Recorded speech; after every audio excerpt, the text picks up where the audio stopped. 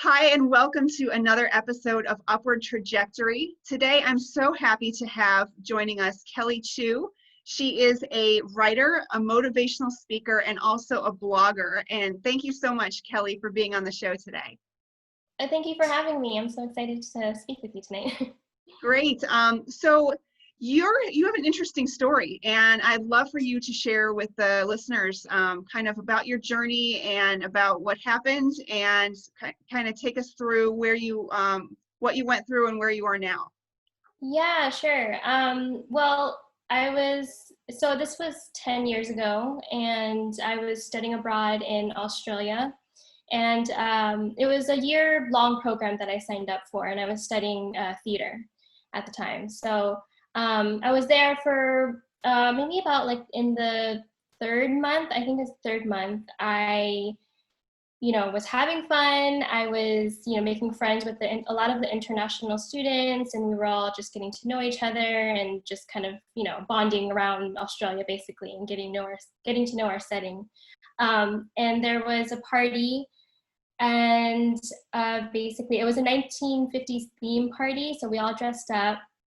There was, of course, there's about maybe like 30 to 50 people. It was a house party, and, there was food, there was dancing, and of course there was alcohol. And just, one thing led to another basically, and I ended up getting into a car with a drunk driver. Oh. And I was in the back seat. And I don't remember a whole lot after that. Everything happened so quickly. I just remember kind of, the car moving really fast and making sharp turns, and we crashed basically. And I totally was, everything was blurry. I blacked out basically. The next time I woke up, I was greeted by a doctor, and I was in a room, and I was in the hospital room. But I didn't really know exactly what happened.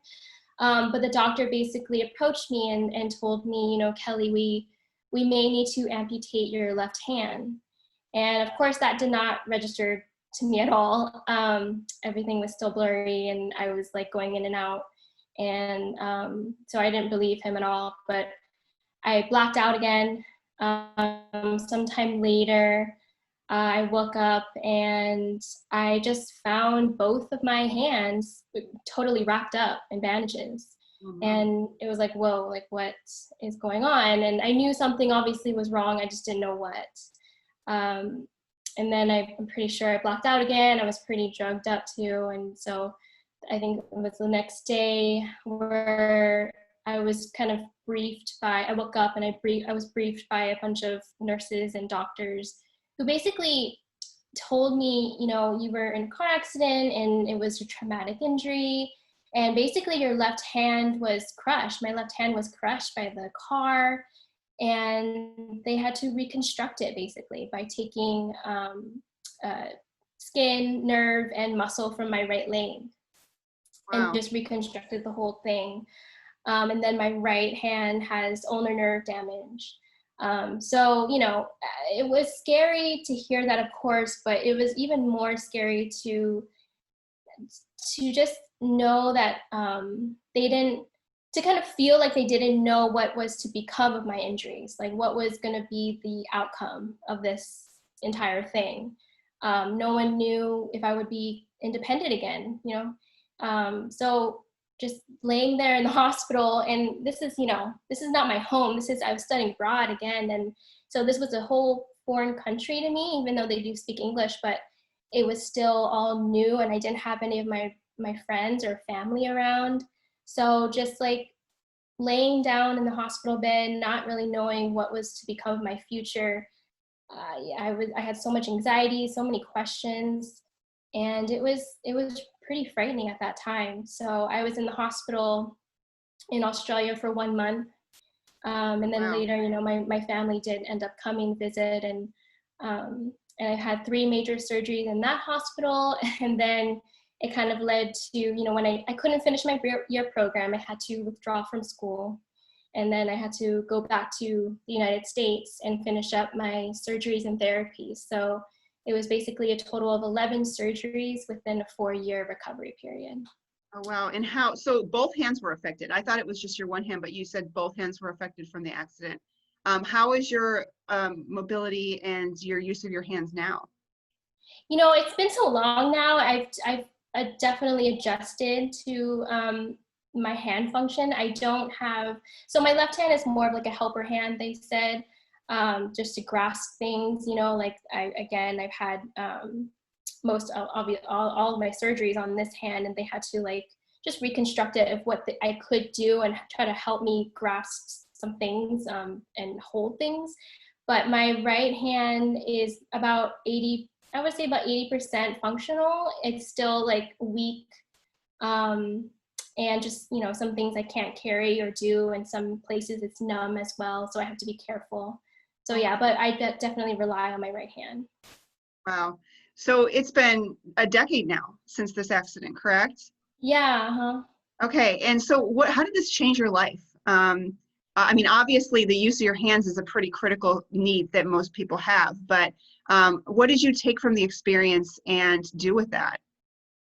Yeah, I mean, it took some time. It took, in the beginning, I was, again, dealing with so much anxiety. It was basically, I had these plans for myself before the accident, and then it kind of changed. I had so many things on my plate that I wanted to do, and what, but I, what I had to deal with was kind of taking it day by day and not really focusing on the future so much. And, I had my family to support me and all that, but just dealing with like the daily task though, those were always the reminders, like me not being able to like, do simple tasks of I couldn't put up my hair in a ponytail for the longest time.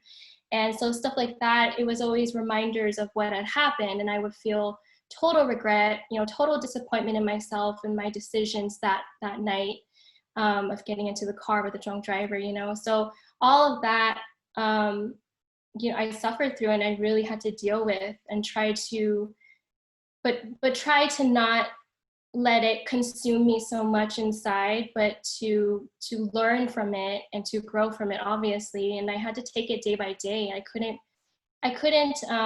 when I did complain and blame myself, it was exhausting. And so I had to just kind of be positive and just kind of switch my mindset to that day-to-day thinking, and that, because that's all I really could do, and just try to heal that way. And so that's what, yeah. That's got to be hard to do when you're dealing with such a traumatic event, and the constant reminder of like, I can't do this, and it's got to be so frustrating to say, no, I got to stay positive and focus on the positive. It's got to take a lot of strength and be very hard to do. So I commend you for that.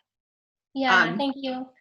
And I know now you've really turned what your adversity into helping others. And I'd love to hear more about what you're doing now.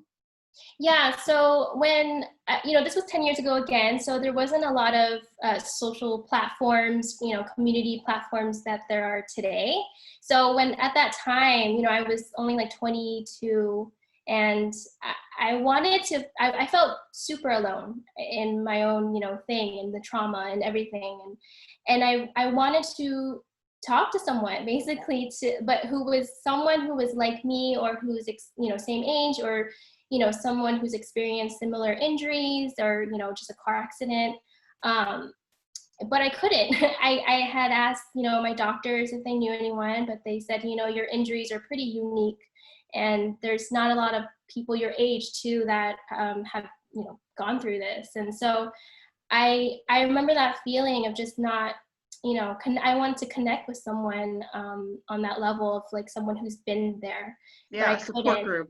Yeah, I couldn't, and so that kind of inspired me to. I mean, along the way, I did meet a few people, but it was very, little few. But it inspired me to kind of create this this blog, I guess, and I enjoy writing so much too. And so I wanted to write about my insights about living after surviving, basically, and kind of relating it to what I've learned from the car accident, the aftermath of the car accident, and how I've grown so much from it, and how your trauma does not have to be such a negative thing, or something bad in your life, but you can definitely use it to turn it into something good, and to kind of reach out to those who are going through similar things, and shed some light on it, and shed some positivity from it. And that's my hope too. That's my hope right now with the blog, and kind of speaking as well to young girls and young teens, and spreading that message of being like, I also embrace an authenticity too. And I have a lot of scars on my body, so that's kind of the one thing too that I love to share, is just to embrace who you are, no matter what you've been through, and just be grateful for the life you have now. Yeah, and the title you've given your blog, Living After Surviving, I think that's going to resonate with a lot of people, especially now. I think that this pandemic has just brought on an onslaught of negative adversities that people have had to, overcome. And it could be a job loss, it could be a death of a family member.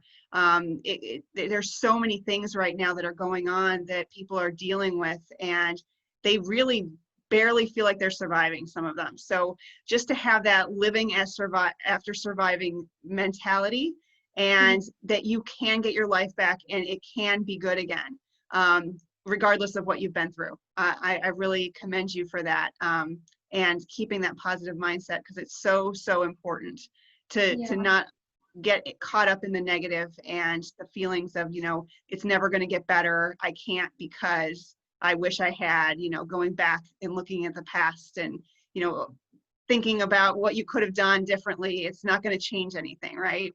Right. Yeah. It's so funny you bring that up, because during this pandemic, like it's reminded me of that time when I was in the hospital, or just like that in my recovery period, where I couldn't do much, and I didn't know, and being in the unknown, not knowing like what's going to happen at the end of this, and just having so many questions. But yeah, it's hard to not go into that rabbit hole of like the negativity, and just, bringing up anxiety again.